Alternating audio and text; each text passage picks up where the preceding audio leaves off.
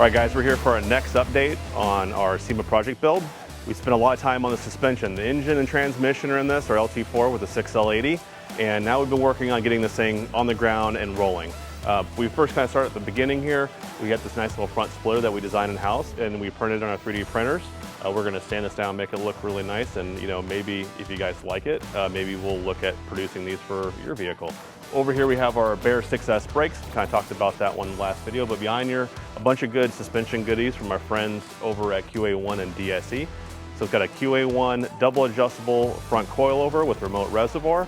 It has our Baer tracker tie rod ends for adjusting for bump. And then that's connected to the DSE quick ratio power steering rack and shaft kit. And then that power steering rack actually provides even better clearance to our swap oil pan, which is great to see. And then rounding out the front here, we have a Detroit Speed front sway bar.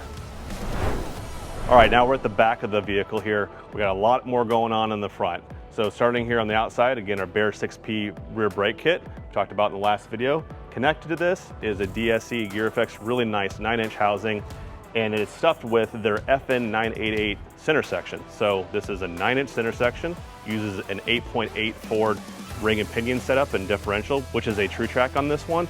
And the 8.8 is nice because it's substantially quieter than a 9-inch, so just driving it around town, you won't get as much gear whine as you would normally get in a 9-inch configuration. It's got a coilover conversion and already had the brackets pre-welded, which is great. It's got the QA1 rear sway bar on it, and it's got one of their very first new 4th gen 9-inch torque arms. And then in this circumstance, we're utilizing QA1 Detroit Speed's trans cross member on this application to connect up the torque arm properly. Rounding up the rest of the links on the back of the vehicle is their adjustable panhard and lower control arms. And for our rollers, for this time around, we're going to be utilizing our Rocket Flare wheels in an 18-inch diameter, and those are going to be wrapped in a Toyo Proxes R888Rs 315 square setup. So this wraps up part 3. We got this car with all the suspension on it. It's a rolling, pushing vehicle. Next time you see it, it'll be running and driving.